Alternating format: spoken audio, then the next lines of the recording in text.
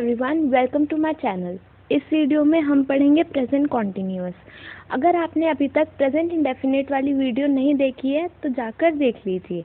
उसका लिंक मैंने आपको डिस्क्रिप्शन बॉक्स में दिया हुआ है। Okay, so let's begin. Present continuous कौन से सेंटेंस में यूज़ होता है? कोई भी एक्शन जो प्रोग्रेस में है पर वो टेम्पररी है, परमानेंट नहीं, तो वो हमारा प्रेजेंट कॉन्टिन्यूअस में आता है।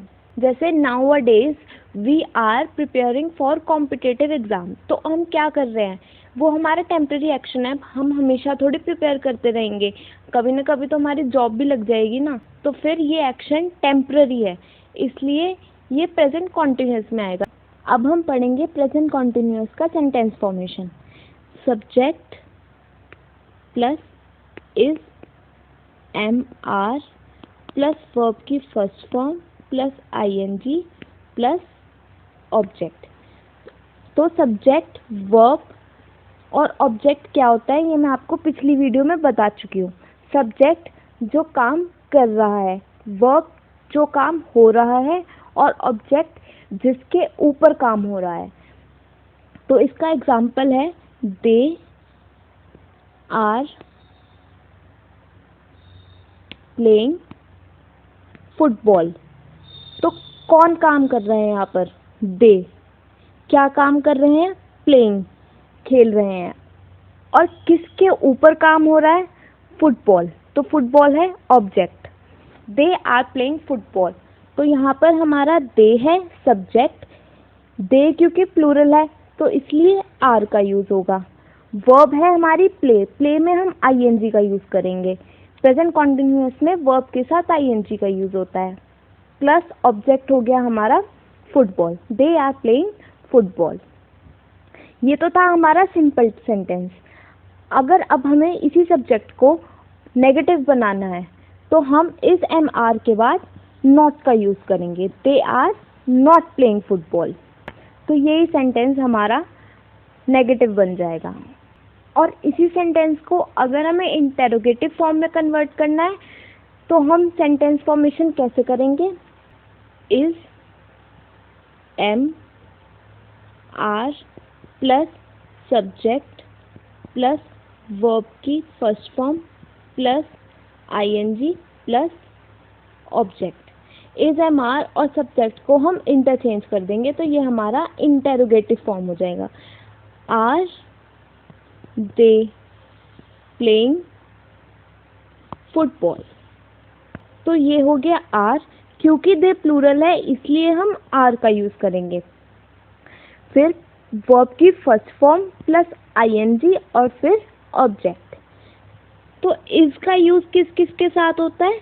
ही, शी, इट या कोई भी सिंगुलर सब्जेक्ट। और आर का यूज़ किस किस के साथ होता है? दे, वी, प्लूरल सब्जेक्ट। और एम का यूज़ होगा आई के साथ। अब हम पढ़ेंगे इसके इंडिकेटिव वर्ड्स। इंडिकेटिव वर्ड्स जिन वर्ड्स को सेंटेंस में देख के हमें पता चलेगा कि ये सेंटेंस प्रेजेंट कॉन्टिन्यूअस का है। तो इंडिकेटिव वर्ड्स कौन कौन से हैं? At present, at the moment, presently, right now, while और स्टिल। ये सब वर्ड्स इंडिकेटिव वर्ड्स हैं जिसको देख के हमें पता चलेगा कि ये सेंटेंस प्रेजेंट कॉन्टिन्यूअस का है। मैं आपको एग्जांपल देती हूँ कि एग्जाम में कैसे आएगा। I am watching movie right now. तो इसमें आपको या तो सेंटेंस करेक्शन के लिए आएगा। उसमें सपोज आपको दिया हुआ है I watch movie right now.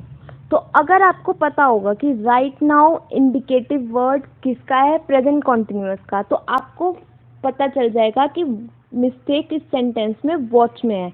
Watch की जगह एम वॉचिंग यूज होगा। ऐसे ही या फिलअप के फॉर्म में दे देंगे। आपको यहाँ पर ब्लैंक दे दिया जाएगा और नीचे 4 ऑप्शन होंगे, have watching, have been watching, was watching. तो आपको राइट नाउ देखते ही पता चल जाएगा कि ये प्रेजेंट कॉन्टिन्यूअस का सेंटेंस है, इसलिए यहाँ पर एम वॉचिंग का यूज़ होगा।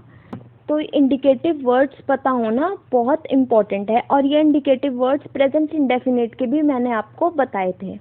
एक और इंडिकेटिव वर्ड है ऑलवेज। अगर आपने पिछली वीडियो देखी होगी तो ये वर्ड मैंने आपको मार्क करवा दिया था कि ये प्रेजेंट कॉन्टिन्यूअस में भी यूज़ होता है।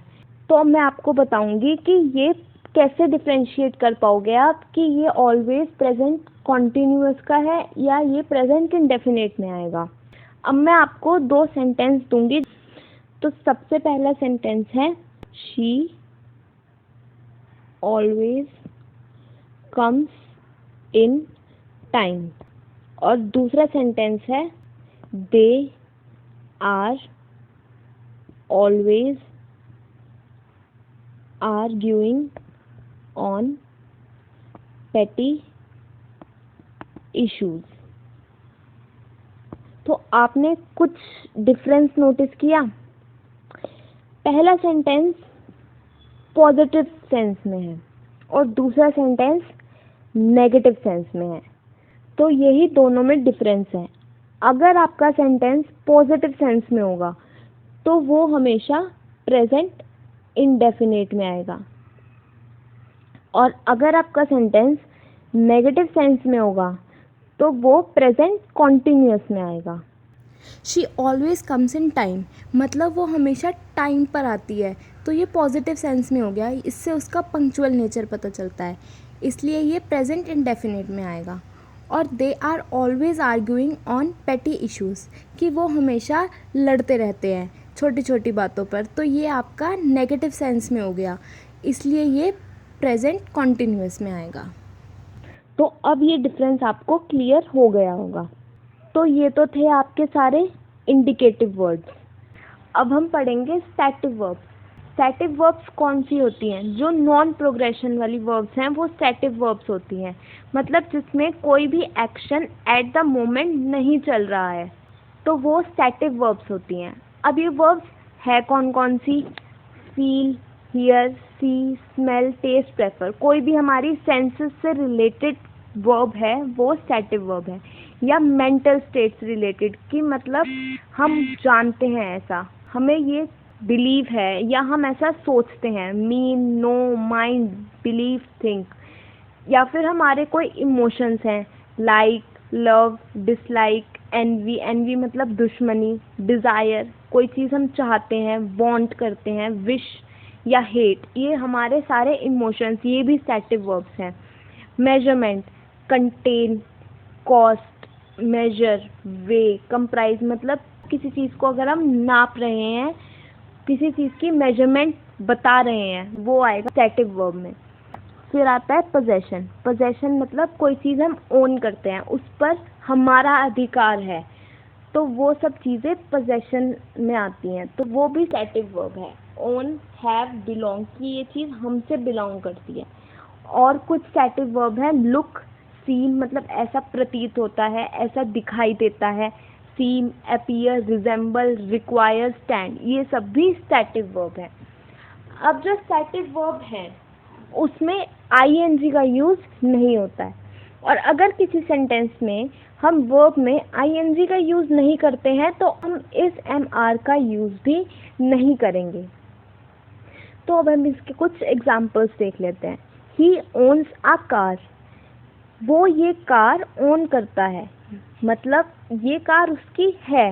अब ये तो नहीं है ना कि ये कार उसकी हो रही है ना, ये कार उसकी है। ही ओन्स अ कार, तो ये हमारा स्टैटिव वर्ब है, इसमें कोई एक्शन प्रोग्रेशन में तो नहीं हो रहा है ना, तो इसलिए ये स्टैटिव वर्ब है। Next, this car belongs to me, ये भी सेम एग्जाम्पल है कि ये कार उसे बिलोंग करती है, कर रही है नहीं, बिलोंग करती है, तो इस एक्शन में भी कोई प्रोग्रेशन शो नहीं हो रहा है, इसलिए ये भी स्टैटिव वर्ब है। फिर नेक्स्ट है हमारा he knows him very well.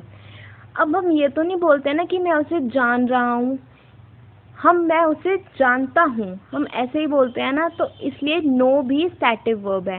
He knows him very well. Next is the book comprises 10 chapters. इस बुक में 10 चैप्टर है। अब इस बुक में 10 चैप्टर है तो 10 चैप्टर ही रहेंगे ना, अपने आप 11 तो नहीं हो जाएंगे ना। तो ये वर्ब भी स्टैटिक वर्ब है, इसमें भी कोई एक्शन नहीं हो रहा है। Next is I hear the bell. तो जिसने बेल सुनी तो उसने एक ही बार तो सुनी होगी। अब वो ये तो नहीं कहेगा ना कि मैं बेल सुन रहा हूँ। हियर है यहाँ पर, वो होता है लिसन। अगर हम किसी चीज़ को ध्यान से सुनते हैं, I am listening the music, तो उसमें हम ing का यूज़ कर सकते हैं। पर यहाँ पर है हियर कि मैंने सुनी, तो ये हमारा स्टैटिक वर्ब में आ जाएगा। I hear the bell. Hear और लिसन में डिफरेंस होता है। हियर होता है कि कोई चीज़ हमारे कान में बस ऐसे ही हमें सुनाई दे गई है ना, और लिसन होता है कि कोई चीज़ हम बहुत ध्यान से सुन रहे हैं। तो म्यूज़िक है, हम वो सुन रहे हैं, तो इसलिए उसमें ing का यूज़ हो सकता है। लिसन में हम ing का यूज़ कर सकते हैं, लेकिन ये हियर है, ये हमें सुनाई दे गई, मतलब हमने सुनी नहीं है, ये हमें सुनाई दे गई अपने आप ही, और हम इसको ध्यान से भी नहीं सुन रहे हैं, तो ये स्टैटिक वर्ब में आएगा। I hear the bell. अब कुछ वर्ड्स इसमें मैंने हाईलाइट किए हुए हैं, feel, see, smell, think, have, look, stand. अब ये क्यों किए हुए हैं? क्योंकि ये वो वर्ब्स हैं जो सिचुएशन के हिसाब से ing के साथ भी यूज़ कर सकते हैं और बिना ing के भी यूज़ कर सकते हैं। अब उसका भी मैं आपको एग्जांपल्स दिखाती हूँ। ये स्टैटिक एक्टिविटी है, STATIVE, स्टैटिक। सबसे पहली हमारी वर्ब है फील। अब फील में ing कैसे यूज़ होगा और कहाँ पर नहीं होगा? सबसे पहला सेंटेंस है हमारा इसमें, this coat feels nice and warm. मतलब इस कोट को पहनने के बाद उसे वार्म फील होता है, इसलिए ये स्टैटिक वर्ब में आएगा। अब प्रोग्रेसिव एक्टिविटी में कब आएगा? He is feeling much better now, कि पहले वो बीमार था लेकिन अब उसको बेटर फील हो रहा है, तो अब उसकी कंडीशन कैसी है? बेटर है ना, तो वो ऐसा फील कर रहा है, इसलिए यहाँ पर फील ing के साथ यूज़ होगा। सेकंड वर्ब है हमारी सी। अब हम एक जगह खड़े हैं एक डिस्टेंस पर और हमने किसी को गार्डन में देखा, I can see him in the garden. तो इसमें ing का यूज़ तो नहीं करेंगे ना, क्योंकि मैं उसको देख सकता हूँ, देख रहा हूँ नहीं, देख सकता हूँ, इसलिए यहाँ पर सी के साथ ing का यूज़ नहीं होगा। नेक्स्ट है I am seeing her letter. अब यहाँ पे सीइंग का मीनिंग डिफरेंट हो गया। सीइंग का मीनिंग हो गया कि मैं उसको मिलने जाऊँगा बाद में, इसलिए हमने यहाँ पर लिखा I am seeing her letter, और ये वर्ब यहाँ पर ing के साथ यूज़ होगी। नेक्स्ट है हमारा हैव। She has 2 dogs. अब ये सेम केस हो गया बिलोंग वाला, है ना। शी हैज़ 2 डॉग्स, ये 2 डॉग उसको बिलोंग करते हैं, कर रहे हैं नहीं, करते हैं, इसलिए यहाँ पर हम ing का यूज़ नहीं करेंगे। फिर आई एम हैविंग डिनर, मैं डिनर कर रहा हूँ, तो वो उस समय डिनर कर रहा है। ये सेंटेंस प्रोग्रेशन में है, इस सेंटेंस में एक्शन चल रहा है, इसलिए हैव के साथ इसमें ing का यूज़ होगा। Next is think. I think she is a माइजर, मुझे लगता है कि वो कंजूस है। इसमें कोई एक्शन तो नहीं चल रहा है ना, ये तो उसकी मेंटल स्टेट है कि उसको ऐसा लगता है कि वो कंजूस है। अब इसमें ing का यूज़ कब होगा? I am thinking of leaving for Chandigarh tomorrow, तो ये उसकी सोच में उस टाइम पर चल रहा है ना, तो वो प्रोग्रेशन में है, ये एक्शन सच में चल रहा है, तो ये इसलिए हम यहाँ पर थिंक में ing का यूज़ करेंगे। I am thinking of leaving for Chandigarh tomorrow. Next verb है हमारी लुक। शी लुक्स टायर्ड, उसको देखकर ऐसा लगता है कि वो थकी हुई है ना, वो टायर्ड है, तो उसको देखकर ऐसा लगता है। ये इसमें कोई एक्शन तो नहीं चल रहा, इस वजह से इसमें हम लुक के बाद ing का यूज़ नहीं करेंगे। She is looking at the sky, वो स्काई की तरफ देख रही है, आसमान में देख रही है, उस समय वो एक्शन परफॉर्म कर रही है, इसलिए हम लुक के साथ यहाँ पर ing का यूज़ करेंगे। इस वाले लुक का मतलब था कि ऐसा लगता है, और ये वाले लुक का मतलब देखना हो गया। Smell, the rose smells sweet. तो रोज़ तो आप कभी भी स्मेल करोगे तो वो आपको अच्छी खुशबू ही देंगे, है ना। तो इसमें कोई एक्शन परफॉर्म नहीं हो रहा है, इसलिए ये स्टैटिक वर्ब में आएगा। स्मेल के साथ ing का यूज़ नहीं होगा। फिर शी इज़ स्मेलिंग अ रोज़। अब जिस टाइम वो रोज़ को स्मेल कर रही है तो एक्शन चल रहा है, इसलिए स्मेल में ing का यूज़ होगा। ये तो एक फैक्ट बता दिया इन्होंने कि रोज़ स्मेल्स स्वीट, इसलिए इसमें ing का यूज़ नहीं होगा। अब वो उस समय स्मेल कर रही है तो एक्शन चल रहा है, इसलिए शी इज़ स्मेलिंग अ रोज़। इसमें स्मेल में ing का यूज़ होगा। Next is stand. The temple stands in the heart of the city. अब टेम्पल वहीं पर है, सिटी के बीचों बीच। अब वहाँ से हिलेगा तो नहीं ना, वहीं पर है, इसमें कोई एक्शन भी परफॉर्म नहीं हो रहा है, इसलिए यहाँ पर स्टैंड में ing का यूज़ नहीं होगा। Next is she is standing in a Q. अब वो एक लाइन में खड़ी है, उस समय वो एक्शन परफॉर्म हो रहा है, क्योंकि लाइन आगे बढ़ती जाएगी तो वो भी साथ साथ आगे बढ़ती जाएगी, है ना। तो इसीलिए स्टैंड में ing का यूज़ होगा, क्योंकि ये एक एक्शन परफॉर्म हो रहा है। तो आई होप आपको प्रेजेंट कॉन्टिन्यूअस अच्छे से क्लियर हो गया होगा। अब इसके हम कुछ क्वेश्चंस कर लेते हैं। She dash with her friends. तो यहाँ पर क्या आएगा? She is not working. वो उस समय काम नहीं कर रही है। She is playing with her friends. वो उस समय अपने फ्रेंड्स के साथ खेल रही है। तो ये हमारा टेम्पररी एक्शन है, वो उस समय खेल रही है, काम नहीं कर रही है, इसलिए ये हमारा प्रेजेंट कॉन्टिन्यूअस में आएगा। Next is what you dash at present I dash a poem. तो इसमें क्या आएगा? What you are reading at present, क्योंकि अब इसे साफ साफ हमें एट प्रेजेंट दे दिया। एट प्रेजेंट तो इंडिकेटिव वर्ब है, इसलिए यहाँ पर आएगा what you are reading at present, क्योंकि यू के साथ आर का यूज़ होता है, इसलिए what you are reading at present. अब उसने क्वेश्चन पूछा उस मोमेंट के लिए कि what you are reading at present, तो रिप्लाई भी तो उसी में मिलेगा। तो I am reading a poem, इसलिए ये प्रेजेंट कॉन्टिन्यूअस में आएगा। What you are reading at present, I am reading a poem. Next is Meena usually does the cooking but I dash today as she isn't here. तो usually indicative verb मैंने आपको कल present indefinite में बताया था, तो इसलिए यहाँ पर डज का यूज़ हुआ।